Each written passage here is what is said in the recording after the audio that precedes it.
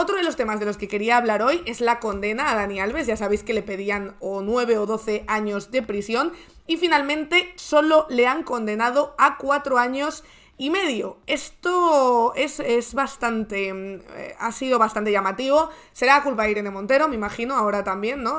¿Alguien estará echándole ya la culpa a Irene Montero? Supongo. ¿Hasta cuándo le van a echar la culpa a Irene Montero de estas cosas? ¿Hasta dentro de 20 años o cuándo prescribe?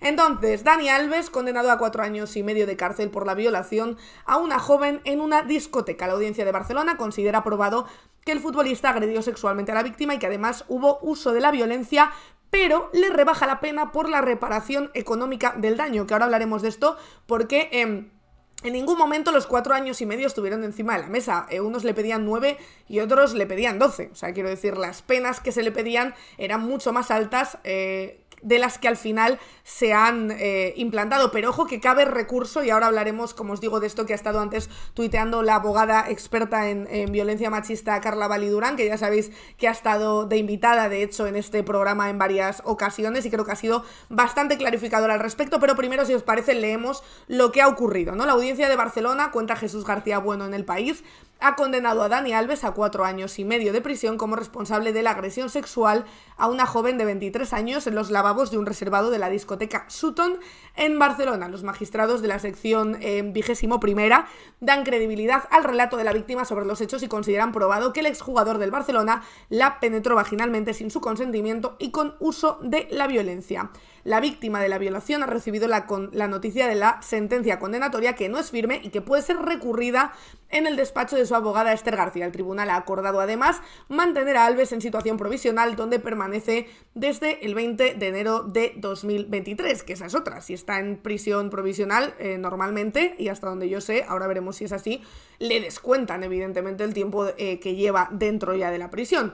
La Fiscalía pedía inicialmente 9 años de cárcel, que es lo que os decía, que la acusación particular en nombre de la víctima elevaba a 12. El tribunal, sin embargo, ha apreciado una circunstancia atenuante que ha servido a Alves para ver rebajada la pena de prisión. Reparación del daño, ya que abonó los 150.000 euros de indemnización que solicitaba la acusación. Los magistrados han descartado, en cambio, el atenuante de embriaguez, puesto que no quedó acreditado que el consumo de alcohol, dice, afectara a sus capacidades. Claro que sí, estamos muy borrachos para lo que queremos, pero para usar la violencia contra una mujer, ahí de repente no nos entra la borrachera y nos encontramos mal y nos ponemos a vomitar, ¿no?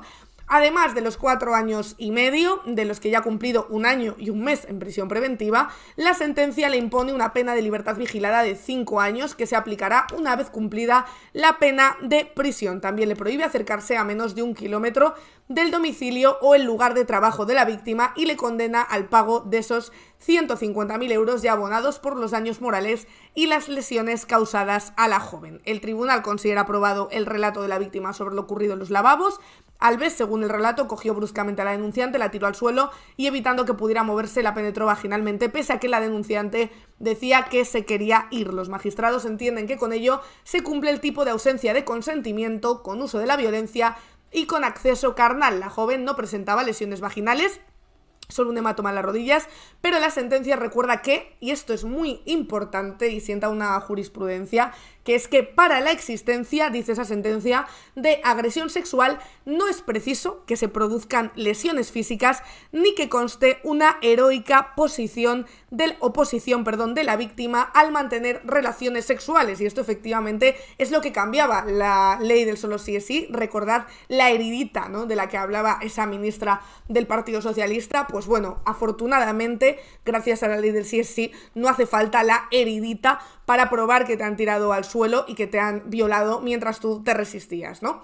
Dicen aquí que el tribunal desarrolla además una extensa argumentación a propósito del consentimiento, un asunto que está en el epicentro del caso Alves y que lo ha convertido en la primera gran causa penal tras la aprobación de la ley del solo sí es sí. Dice, el consentimiento no solamente puede ser revocado en cualquier momento, sino que también es preciso que se preste el consentimiento para cada una de las variedades sexuales de un encuentro sexual. No consta, agrega la sentencia, que la víctima prestase su consentimiento para esa práctica. Más aún, considera aprobado que Alves sometió la voluntad de la víctima con uso de la violencia. Las imágenes de la cámara de la zona VIP de Sutton muestran cómo la víctima bailó de manera insinuante con Alves, que acercó sus nalgas al acusado y que incluso le abrazó. Pero de ahí no se puede presuponer que la chica estaba prestando su consentimiento a todo lo que posteriormente pudiera ocurrir. Es decir, yo me puedo liar con un tío, puedo bailar con un tío, le puedo poner el culo en la cara, pero eso no le da derecho a un tío a tirarme al suelo, violarme y que yo le diga que no y que a él se la sude. Y esto es muy importante, y esto hace unos años, y todavía seguro que hay mucha gente que justifica la actuación de Alves, y esto hace unos años, pues tristemente, no se veía tan claro. En este caso dicen la penetración vaginal del baño, que según afirman los magistrados se produjo sin ninguna duda utilizando la violencia. Estas actitudes e incluso la existencia de insinuaciones no pueden dar carta blanca a cualquier abuso o agresión que se produzca con posterioridad. El consentimiento en las relaciones sexuales, dicen, debe prestarse siempre antes e incluso durante la práctica del sexo, de manera que permita a cualquier persona tener sexo hasta cierto punto y no mostrarse dispuesta a seguir adelante o llevar a cabo determinadas prácticas. El consentimiento, recoge la resolución, debe ser prestado para cada una de las variedades de relaciones sexuales dentro de un encuentro sexual. Una de las claves, además, en la resolución de este caso era saber qué opinión merecía al tribunal la declaración de la víctima. A falta de otras pruebas determinantes, su relato era la piedra angular sobre la que se iba a sentar la resolución, fuera cual fuera su sentido. Así ocurre en la mayoría de los delitos contra la libertad sexual, según admiten los magistrados, y más dice cuando la pieza fundamental es la existencia del consentimiento. Los jueces recuerdan que no existe una presunción de veracidad de la víctima, ni su declaración prevalece sobre las manifestaciones del acusado, que goza del derecho a la presunción de inocencia, y señala que las recientes reformas legislativas no han modificado los criterios para la valoración de la prueba, ni tampoco han invertido la carga de la prueba. Son las acusaciones las que deben acreditar, más allá de toda duda razonable, que se ha cometido el delito, efectivamente, y no la víctima acreditar que ella no está mintiendo, ¿no? La defensa de Alves basó su estrategia en tratar de desacreditar a la víctima, argumentó que su narración de los hechos sobre lo que pasó en la zona VIP, momentos antes de la agresión, no se correspondía en absoluto con lo que mostraban las cámaras de vigilancia. La abogada Inés Guardiola insistió en que hubo una atracción sexual mutua entre ambos y ya en el baño la joven no retiró su consentimiento. En ningún momento, dice, me dijo que parara, estábamos los dos disfrutando y nada más.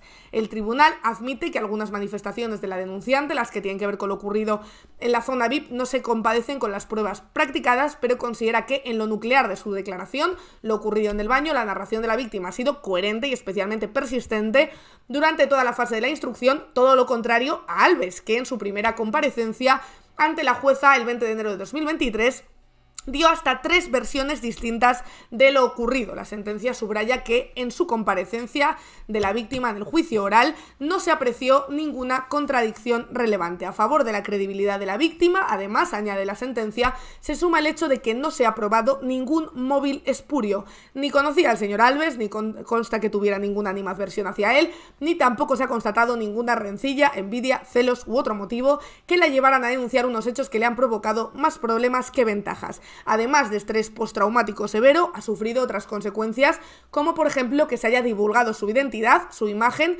toda vez que el entorno del jugador, incluida la madre de Alves, difundieron un vídeo suyo pocas semanas antes del juicio. La sentencia recuerda que desde el primer momento, y tal y como declararon diversos testigos en el juicio, incluidos empleados de la discoteca, la víctima presentaba temor a denunciar por miedo a que su identidad fuera revelada, como así ha ocurrido. Así que queda bastante claro. La madre sí estaba, creo, en el juicio, pero me imagino que será otro juicio, pero sí, creo que presentaron también, por supuesto, cargos contra ella por difundir la identidad de la víctima. Ahora, me imagino que eso será otro proceso diferente y seguro que sabremos algo en algún momento y sabremos algo pronto. Como os decía, Carla Validurán, que ya sabéis que es abogada experta en violencia machista y la hemos tenido en este programa en varias ocasiones y os aconsejo que escuchéis sus entrevistas porque la verdad creo que son muy esclarecedoras. Hemos hablado mucho sobre la ley del solo sí es sí y es muy, muy interesante. Opinaba hoy sobre estos 4 años y medio y decía que hay margen para el recurso, que tener un atenuante por pagar íntegramente la indemnización no implica la reparación del daño de acuerdo con la doctrina del Tribunal Supremo, más cuando ha sido todo el proceso martirizando a la víctima por sí mismo con entrevistas y familiares. Eso es lo que dice por aquí Carla Val. Dice también que de lo contrario la sentencia descarta que la ingesta de alcohol sirviera para considerar que no sabía lo que se hacía. El consumo de alcohol y su afectación ahora deben ser demostrados. Entonces, Por aquí dicen, el pago de las indemnizaciones siempre atenúa la pena, no solo con los ricos, con todos. Les recuerdo el caso vergonzante del pago de 50 euros. A ver, vamos a ver. Vamos a ver cuál era este caso, que yo la verdad es que no me acuerdo. ¿Podríamos traducirlo? Sí. El acusado de violar a una menor de edad con discapacidad intelectual acuerda una rebaja de pena. La Fiscalía pedía 17 años, pide ahora 8, después de que este haya admitido los cargos, se haya demostrado arrepentido y haya pagado 50 euros de compensación. O sea que parece ser que esto no solo ha ocurrido en el caso de Dani Alves, sino que ha ocurrido otras veces anteriormente, pero como bien recuerda Carnaval, se puede recurrir, o sea, todavía cabe el recurso. Decís también... el alcohol y las drogas deberían estar ya eliminados, es un atenuante. De hecho, no cambiaba algo de esto la ley del solo sí es sí, no sé si cambiaba que las pruebas para tú atenuar que podían haberte afectado hasta ese punto el alcohol y las drogas tenían que ser como más sólidas, pero yo creo recordar que la ley del solo sí es sí cambiaba algo de esto, ¿no? Sí que cambiaba los atenuantes, me parece. Agravante. Vale, sí, lo añadía como agravante. Pero... A ver por aquí, es que no me acuerdo cómo era esto. Si queréis un día volvemos a invitar a Carla y lo vemos. Pero yo recordaba que algo pasaba, ¿no? Con esto. Me paséis por aquí declaraciones de Yone Belarra del tema Dani Alves. Irene Montero también creo que ha tuiteado anteriormente. Vamos a ver qué decía por aquí. Sí, vamos a ver qué dice Yone Belarra, porque me imagino que la ministra de Igualdad no está ni se la espera, ¿no? Pero vamos a ver qué ha dicho Yone. Brevemente la sentencia a Dani Alves. Básicamente nosotras pensamos que simplemente hace solo unos años este caso hubiera caído en la total impunidad. Todo el mundo sabe que un agresor sexual rico y famoso se habría ido completamente de rositas y pensamos que todo lo que ha pasado con este caso es un triunfo del feminismo y de las políticas feministas como la ley solo sí es sí.